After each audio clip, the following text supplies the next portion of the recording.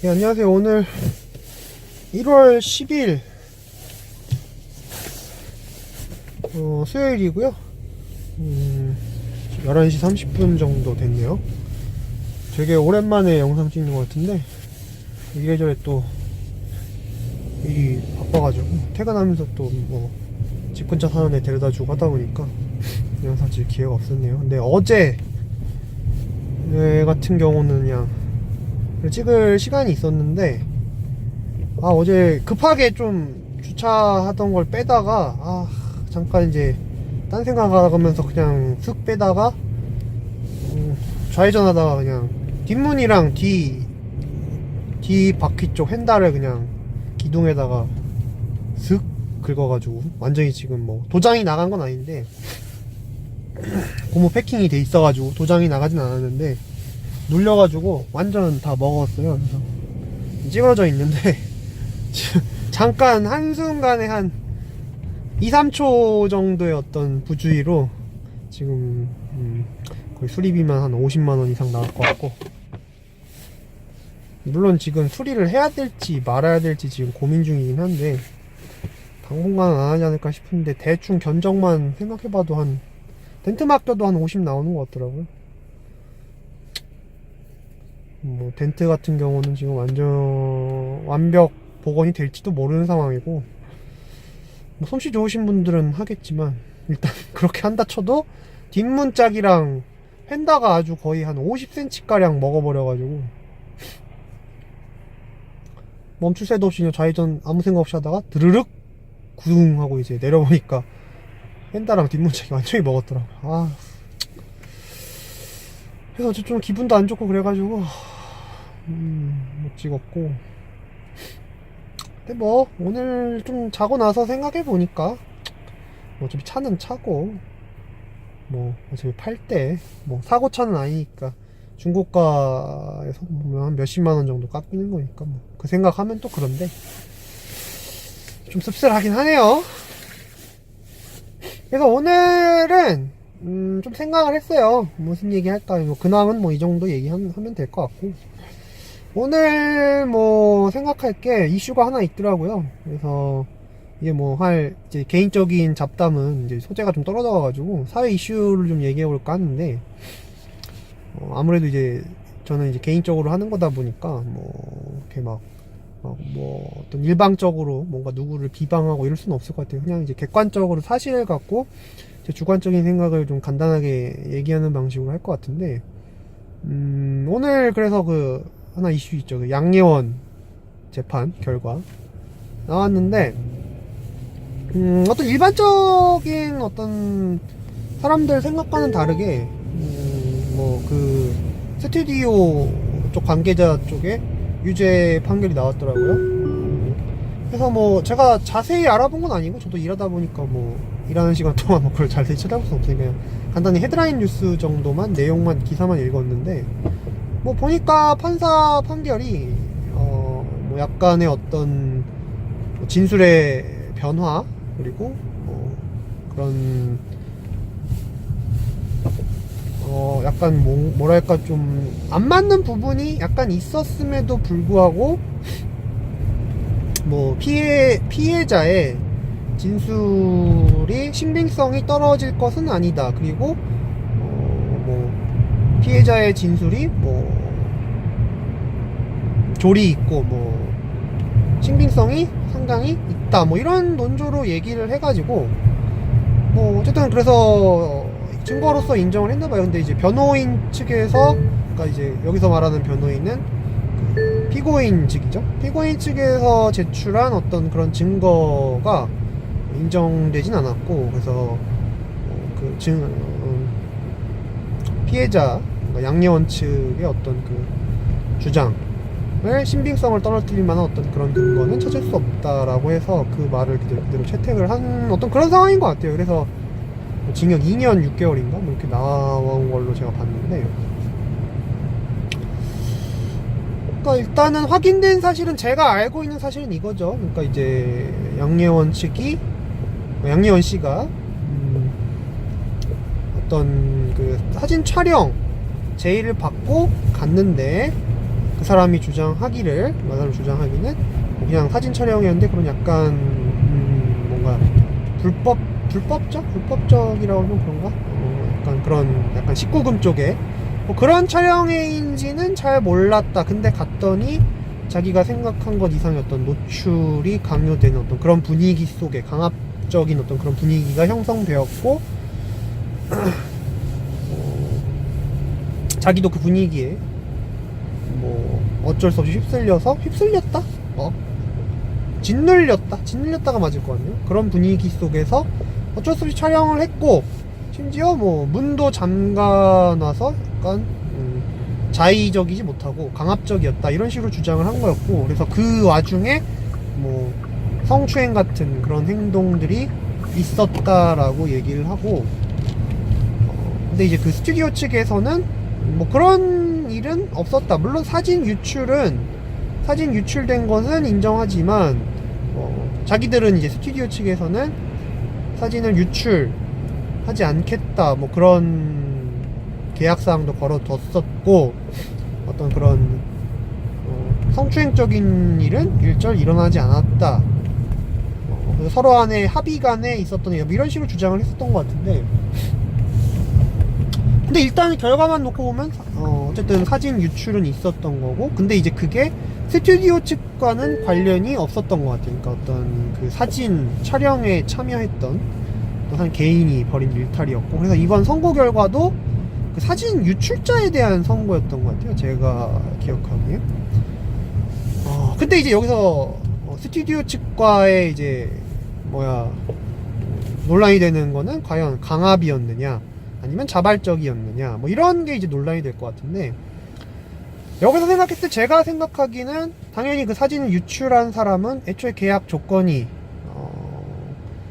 사진을 유출하지 않는다라는 조건이었고, 애초에 그런 이제 그 계약을 위반한 거고, 그런 사진이 약간 어떤 그런 음란성이 있었다라고 하면 처벌받는 게 당연히 맞다고 봐요.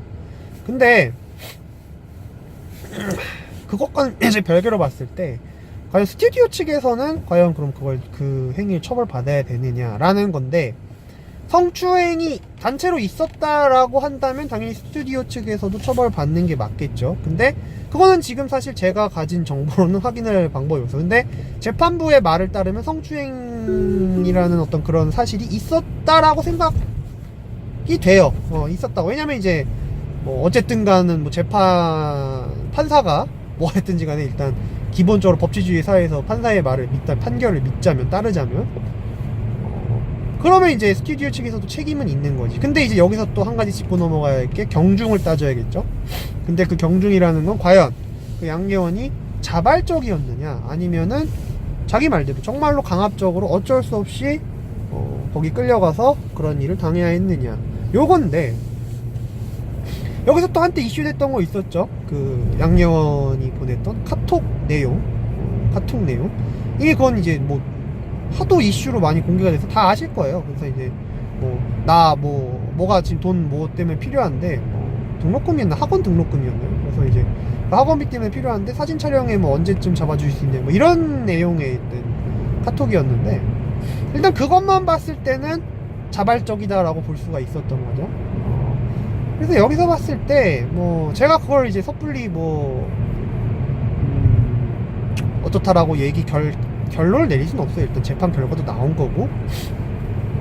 그럼 이제 재판 결과와 제 생각을 그걸 가지고 이제 제가 생각해 봤을 때 일단 성추행 사실은 있었다. 그리고 사진 유출도 있었다가 되는 거고, 하지만 그 사진회에 처음 참가한 것도 일단은 돈을 위한 자발적인 참가였고, 그게 자신이 예상하지 못했던 어떤 그런 촬영회였기 때문에, 물론 이제 예상했던 건지 안 했던 것까지는 모르겠어요. 근데 어쨌든지 간에 뭔가 후회가 들었겠죠. 후회가 들었어요. 그러니까 뭔가 이제, 근데 일단 수입은 짭짤하게 줬을 거예요. 다음에 그런 이제 카톡을 보낸 것까지 생각했을 때 이제 거기서는 이제 돈의 욕심이 없을 수가 없었겠죠. 그래서 자발적인 것은 맞았으나 어떤 불법적인 일은 있었다 라고 생각되는 게 가장 타당할 것 같아요. 근데 이제 여기서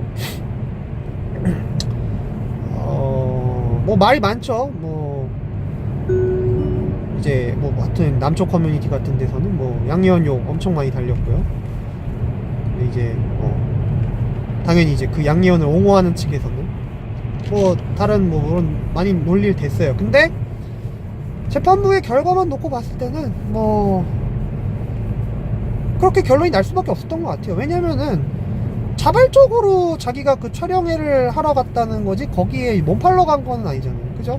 근데 이제 물론 이제 어떤 프레임에 따라서 의견이 달라질 수는 있겠지만, 그러니까 냉정하게 생각해 봤을 때 왜 그런 재판 결과가 나왔냐라는 걸 생각해 봤을 때는 그게 맞는 것 같아요. 그러니까 만약에 사진 촬영회를 갔는데 그게 강압적이어서 처벌됐다, 강압적이었기 때문에 처벌됐다라고 하면 그건 재판 결과가 잘못된 게 맞겠죠. 근데 사진 촬영회를 하러 간 것 뿐이었는데 성추행 사실이 있었고 그러한 사진이 유출되었다라는 것에 대해서, 즉 성추행하고 사진 유출건에 대해서 처벌하는 거라고 한다면 재판부의 판단이 맞아요. 이거는 맞아요. 그렇다고 해서 양예원에게 있어서 어떤 도의적인 책임이라고 그래야 될까요? 만약에 막말로 지금 양예원 씨를 얘기하는 건 아니고 내가 어디 성매매를 하러 갔어. 근데 갔는데 그 여자가 원치 않는데 창녀임에도 불구하고 내가 그 여자를 강간했다라고 한다면 그 죄가 면제되는 건 아니잖아요. 그죠? 어쨌든 합의가 이루어지지 않은 거니까. 그러니까 이런 부분에 있어서는 당연히 제가 생각하기에도 그 두 가지, 사진 유출과 성추행건이 실존했다라고 한다면 처벌받는 게 맞는 거고, 자발적이었든 강압적이었든 간에, 물론 강압적이었다면은 그 책임은 더 커지는 거고요. 근데 자발적이었음에도 불구하고 그런 합의되지 않은, 아니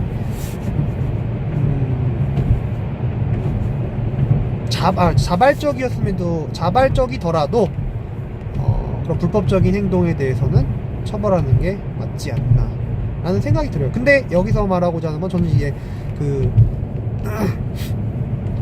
사진 유출은 실제로 있었던 일인 거고요. 이미 그거는 사진 유출이 없었다면 애초에 이렇게 이슈가 되지 않았겠죠. 그거는 확실히 이제 실존할 수 있는 거고, 성추행이 있었냐 없었냐는 사실 제 기준으로는 모르겠어요. 제 기준으로는 어떻게 판단할 근거가 없는데, 재판 결과를 놓고 보면은 재판부에서 판단할 근거는 성추행 가지고 이제 판단한 거잖아요. 그러면 결국 있었다라는 얘기라고 저는 생각하는 거고, 이제 여기 들어서 네가 그럼 그걸 어떻게 하느냐라고 하면 저는 할 말은 없어요. 왜냐면 제가 당사자는 아니기 때문에 그건 이제 당사자만 아는 사실이겠죠.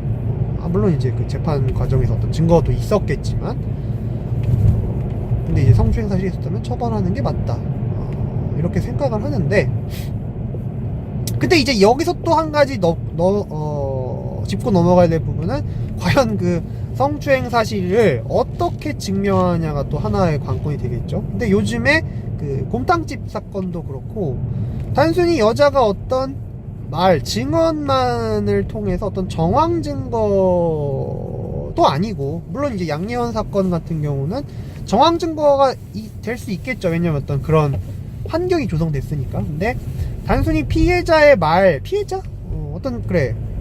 그 고발자의 말만으로 어떤 그 성범죄의 구성 요건이 완성된다라고 하면 이제 그건 잘못된 게 맞는데, 이제 여기서는 이제 그건 재판 과정에 대해서 과연 어떻게 그러면은 성추행이 있었다라는 사실을 재판부가 판단을 했느냐, 요거는 조금 제가 좀 찾아보고 더 생각을 해봐야 될 거예요. 과연 그러면은 성추행이 있었다는 사실을 재판부가 합리적으로 판단을 했냐, 아니면 단순히 피해자의 말만 듣고 결론을 내린 거냐. 요거는 제가 지금 일하느라 전부 다 찾아볼 수는 없어가지고, 요거는 그러면요, 내일 제가 한번, 오늘 좀 자세히 찾아보고 내일 2부로 조금 더 이어서 말씀을 드리는 걸로 하겠습니다. 자, 오늘 여기까지 하겠습니다.